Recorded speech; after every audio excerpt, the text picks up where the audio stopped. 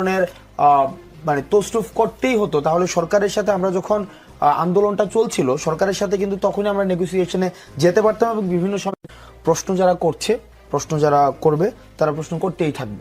একটা বিষয় খুবই স্পষ্ট করা উচিত, আমরা যদি মানে টাকা যদি কোনো ধরনের মানে তসরুফ করতেই হতো, তাহলে সরকারের সাথে আমরা যখন আন্দোলনটা চলছিল সরকারের সাথে কিন্তু তখনই আমরা নেগোসিয়েশনে যেতে পারতাম এবং বিভিন্ন সময় কিন্তু আমাদেরকে অফারও করা হয়েছিল।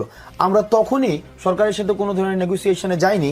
আর সেই জায়গায় ত্রাণের কার্যক্রম যেখানে বাংলাদেশের 20 কোটি মানুষ প্রতিনিয়ত ব্যাপারটি দেখছে এবং আমাদের ইউনিটির একটা হচ্ছে আমাদের ন্যাশনাল ইউনিটির ক্রাইসিস মোমেন্টের ন্যাশনাল ইউনিটির একটা বাস্তব প্রতিফলন ঘটেছিল টিএসসিতে, সেই জায়গায় 20 কোটি মানুষকে সাক্ষী রেখে আমরা 11 কোটি টাকা হচ্ছে মেরে দিব, এই বিষয়টি যেমন মানে এটা একটা বাস্তবতা বিবর্জিত একটা বিষয়। 11 কোটি 61 লক্ষ টাকার মতো হচ্ছে আমাদের ত্রাণ সংগ্রহ হয়েছে, টাকা সংগ্রহ হয়েছে। এখন দেখেন এই টাকা আমি কার কাছে রাখবো, আমার নিজের কাছে না সার্জিসের কাছে নাকি হচ্ছে নাহিদের কাছে? এখন ব্যক্তিগত জায়গায় যদি আমি টাকাটা রাখতাম তখনই সেই জায়গায় প্রশ্ন হতো ত্রাণকে দিয়ে টাকাকে দিয়েছে ব্যক্তিগত জায়গায় রাখার জন্য।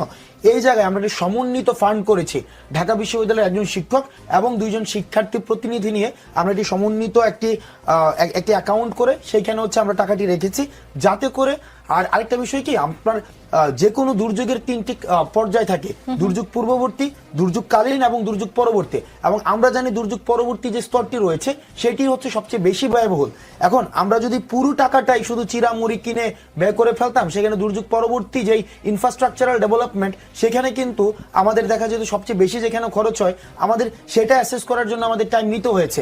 আর বৈষম্য বিরোধী ছাত্র আন্দোলন যেহেতু একটি নতুন প্ল্যাটফর্ম, আমাদের সেই পরিমাণ লজিস্টিক সাপোর্টও নেই, সেজন্য আমরা বইটা একটা এক্সপার্ট টিমের সাথে বসেছি এবং আমরা দেখেছি যদি আমরা ব্যক্তি উদ্যোগে সেখানে বিভিন্ন জায়গায় টাকাটা ডিস্ট্রিবিউট করতে যাই সেটা হচ্ছে একটা প্রবলেমের মধ্যে পড়বে যে কাকে কয় টাকা দেওয়া হবে, ফিল্ড অ্যাসেসমেন্টের স্বচ্ছতা আসবে কিনা। সেই জন্য আমরা পুরো টাকাটা মাত্র 20 দিন সময় লেগেছে, একদম পুরো টাকাটা আমরা যথাযথভাবে প্রত্যেক একটা টাকার আমরা হিসাব করে দিয়ে তারপর হচ্ছে পুরো টাকার মধ্যে 8 কোটি টাকা হচ্ছে আমরা দুর্যোগ ব্যবস্থাপনা যে আমাদের মন্ত্রণালয় রয়েছে সেখানে আমরা দিয়ে দিয়েছি।